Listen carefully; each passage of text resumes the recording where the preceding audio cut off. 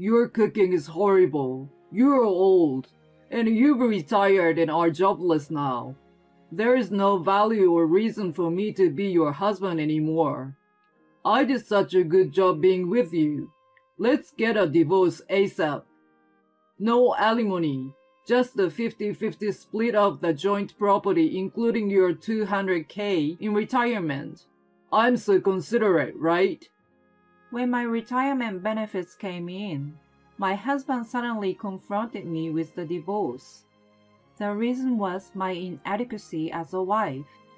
In all the decades we've been married, he had never taken care of his family life. I already knew too well what the real reason was. I glanced at his face. He must have thought I was in a state of shock. He had a look of glory, as if to say, I brought you to the depths of despair. A truly terrible betrayal, but then, I could retaliate against him with peace of mind, couldn't I?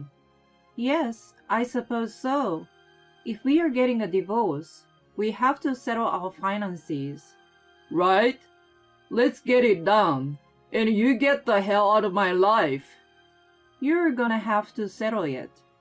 I calmly held out something in front of him. His one-way ticket to hell. I am an ordinary housewife, 60 years old this year. I've completed my employment to the full term, and I'm about to retire. When I was younger, it was still rare for women to attend university.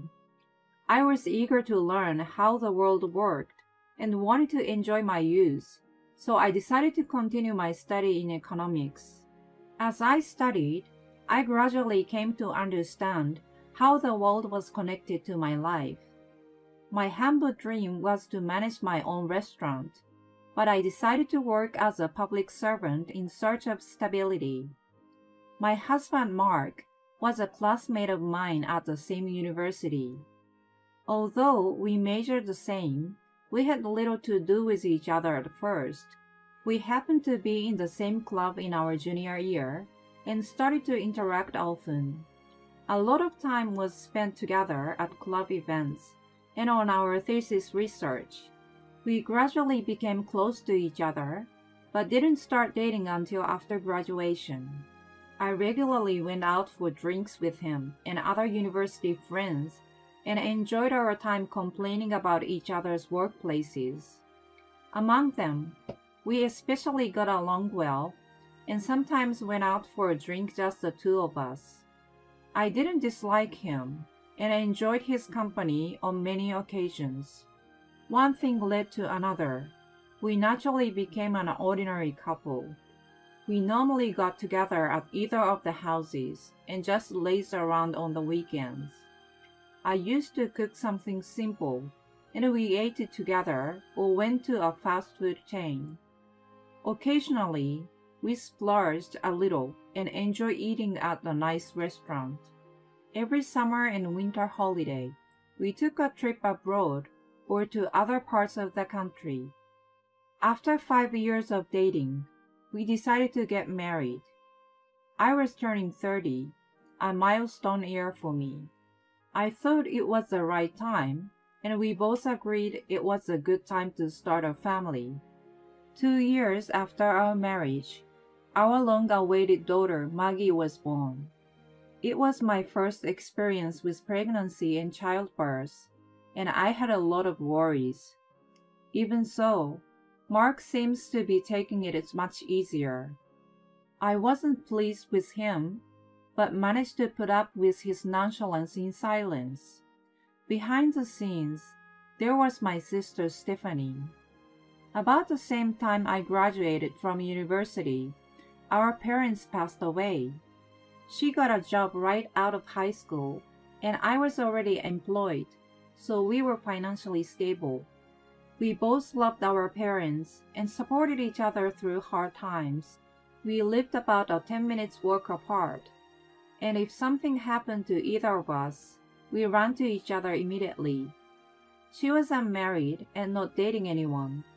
She had a pessimistic view of a relationship as a result of having numerous scumbag boyfriends after high school. The first guy she dated was quite a playboy, who cheated around on her. He had borrowed money from a loan shark under her name and went on a spree. Thanks to him, she still carried distrust and avoided meeting men. She understood me well. When I told her I was pregnant and struggling, she cared for me more than anyone else and came over every day to help me with the housework. Mark had an old-fashioned idea and refused to do any chores. I was working and doing housework while my morning sickness was so bad. I was totally exhausted until I went on maternity leave. Stephanie really helped me throughout, and I was able to deliver without any problems. Mark was present at the birth, and we were able to share the excitement. However, he abandoned childcare after that. On top of it, he complained about dinner being late and his lack of sleep from a crying baby. He became grumpier by the day. I was grateful for Stephanie, who was coming to help me on those days after work. She also loved kids and took care of Maggie as well. She and Mark got along well, and she was very good at handling his bad mood. "Oh my God, Mark, what are you talking about? Drink, drink, drink." "Oh yeah? I will take your word for it and have some." I felt I had managed to keep things going because she was there for me through all the hard times. It was hard to balance housework and childcare every day, but just like when we were dating, we kept the tradition and traveling in summer and winter. That was my motivation to push myself hard. Fortunately, Maggie grew up healthy. I was relieved that she was able to enter the university of her choice. She went on to study Spanish at the university. She loved traveling abroad and wished to find a job that she was passionate about. She looked for something she could keep training her skill. After graduation, she became a translator at a trading company. She assisted in translating difficult documents, and I couldn't help but be a proud parent. She was finally on her own, and I was approaching my retirement age. I had saved enough money and would receive a large sum of retirement fund. Since I was going to have a lot of time, I wanted to try something new. In the meantime, I noticed something strange. Mark was coming home late those days. Usually, he returned within an hour after he got off of work, but he started coming home at around 10 or 11 p.m. He ate out more often than usual as well. "I've been in a slightly better position these days, and I'm going out to entertain my clients. That's why I'm coming home late. I'm about to retire, so it's kind of a last push." I was skeptical that his company was entrusting such an important job to someone so close to retirement. He sounded quite happy about it, so I let it go without questioning him. Later, I asked Stephanie when she came over. "Mark has been coming home late lately. He says he's taking out his clients. Could it be that he's having an affair just before he turns 60? Don't be ridiculous. I'm sure he's just putting in his last effort, as he says. I know him well too, but he doesn't have that kind of energy anymore, does he? You must know it better than anyone." I was probably overthinking. I imagined a carefree life together when we retired and wanted to enjoy going out like we used to. I didn't want to believe that he was cheating on me at that point, and pushed the thought to the back of my head. One day, while all this was going on, I got a call from Maggie. "Mom, you like to drink, don't you? I found a stylish bar the other day. Let's go together. Of course it's on me, so don't worry." "Wow, you sound so adult now. I'll take your word for it. Let's go." I was so happy to hear her all grown up and decided to take the rare opportunity. A few days later, we met for drinks. I knew at a glance that it was the kind of trendy place she liked. It was a cafe bar that mainly served craft beer and wine. The chef, who was well-versed in both American and French cuisine, offered a wide range of dishes. The atmosphere of the bar was also very cozy and relaxing. You always come to such a nice place? Isn't it quite expensive? Are you making a good living? I don't come here all the time. I only come here on special occasions like tonight. Besides, it's not that expensive. We joked around, enjoying our first outing together in a while. She recently found a boyfriend. He worked at the same company as her and sounded like a prominent employee. Finally, being able to talk about things like this with her moved me deeply, and I almost cried. Then I witnessed a shocking scene. When I went to use the restroom, I saw Mark sitting at the counter. The person sitting next to him was Stephanie. I wondered why he was there with her. He was supposed to be taking his client out that night. I thought about calling out to them, but the way they were behaving didn't look like they were just relatives. They were sitting so close and looked like they were boyfriend and girlfriend. I even saw his arm around his waist, and he had that sweet look on his face like when we used to date. I felt nostalgic and a tightness in my chest all at once.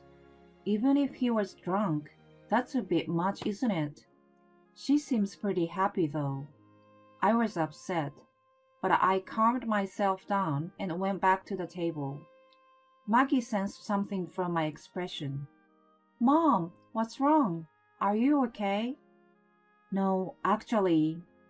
I told her everything I had seen earlier and said, "Well, I guess he must have gotten tired of me. Stephanie is prettier and smarter. This is what happens when you've been together for almost 30 years. Holy cow! He's been having an affair with her? Unbelievable. You don't need to blame yourself. There's nothing wrong with the person being cheated on. The person who cheats has a problem. I'm with you, Mom. Don't let him get away with it anymore. I know what you have been going through. Let's make him regret it." She encouraged me to face up to the reality, and I decided to confront him. With advice from her, I started off by secretly taking pictures of them together as evidence. 3 months after the shocking encounter, I finally reached retirement. It was a bittersweet moment to realize that I no longer worked there after so many years, but I was also looking forward to my second life. I spent my days doing housework and what I had been wanting to do. Mark was the same age as me, and he was going to retire in 6 months. "Hey, how much do you have in your retirement fund?" He asked me a few days after I retired. $200,000. But what is it all of a sudden? It's mine anyway. "Yeah, I know that. I'm just asking so that I can visualize how much I will get in 6 months. I could see that he was grinning, but I pretended not to notice. Then, his attitude suddenly changed about 2 months afterward. "We were getting a divorce." "Excuse me? What's going on?" "I've been thinking for a long time that I don't like your cooking. I've never really thought it tasted good. I used to think you were pretty, but now you're older. You've become really haggard. I'm even embarrassed to walk outside with you. You lack empathy too. That's pretty fatal for a woman, don't you think? I don't know how I have been able to put up with you all this time. I've reached my limit, so I want a divorce." "Well, that's what you've been thinking all this time. I understand. Let's get a divorce. I can't be with someone who despises me either." I immediately agreed with him. He grinned and spoke enthusiastically.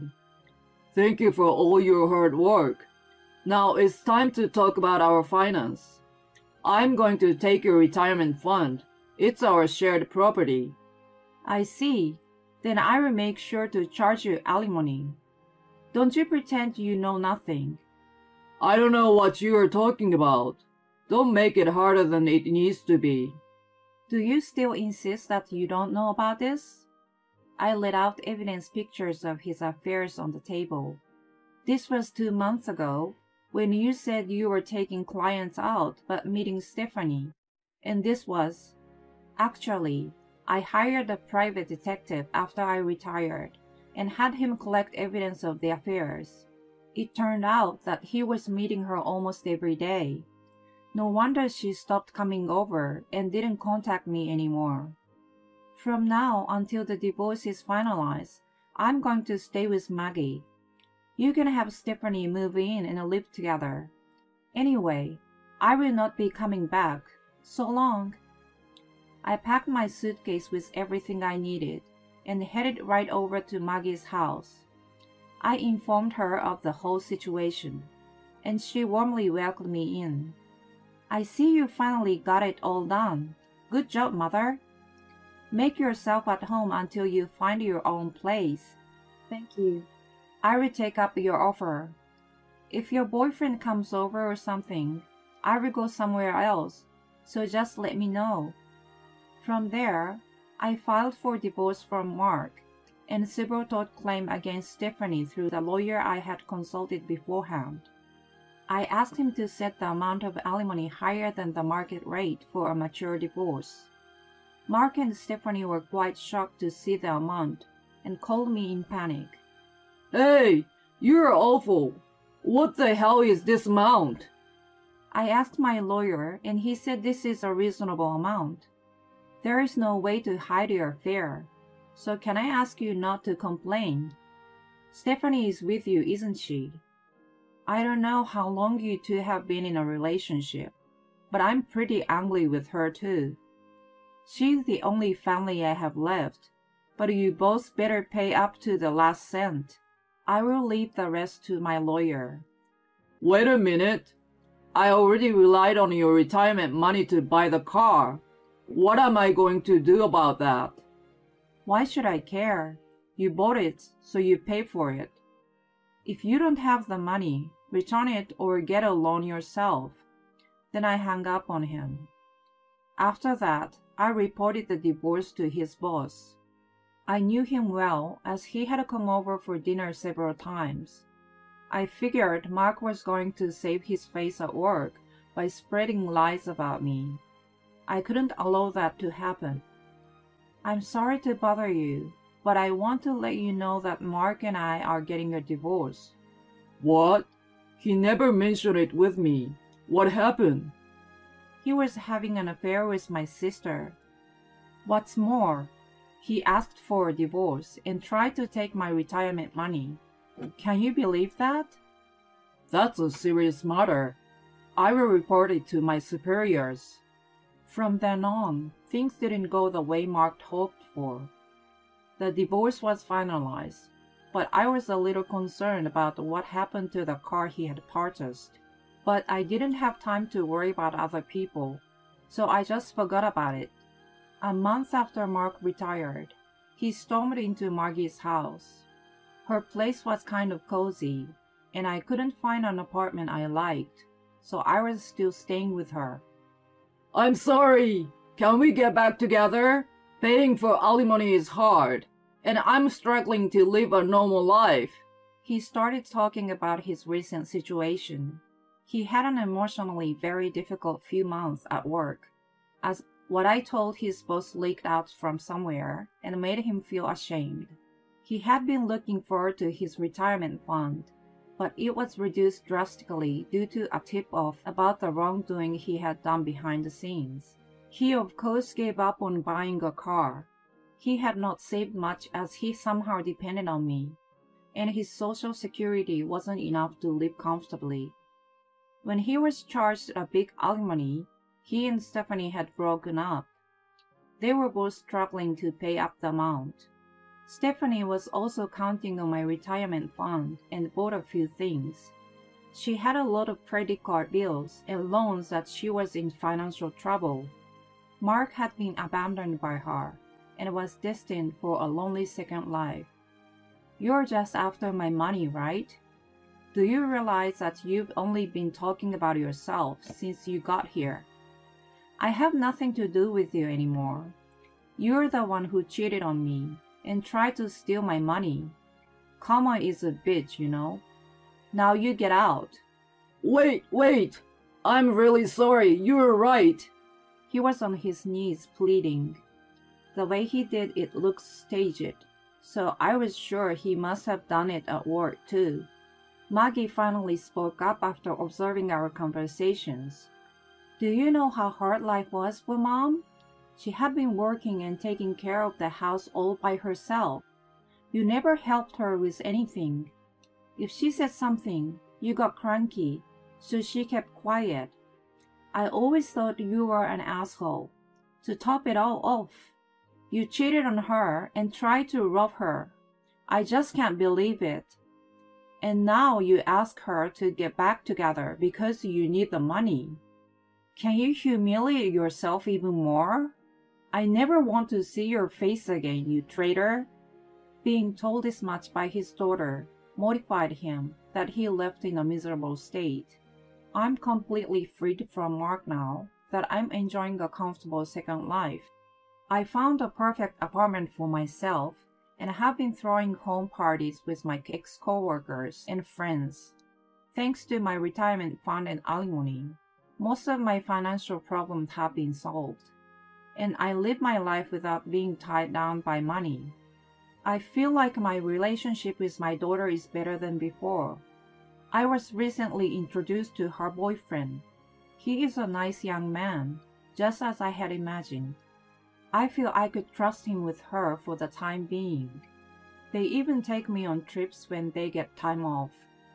I guess she doesn't want me to feel lonely, and she says it's her time to pay me back. If there's one thing I can wish for from her, it is to see my grandchildren as soon as possible. I will wait patiently for her to reach that phase. Now that I've settled down, I'm starting to fulfill a dream I had when I was young, to run a small cafe. My second life has just begun,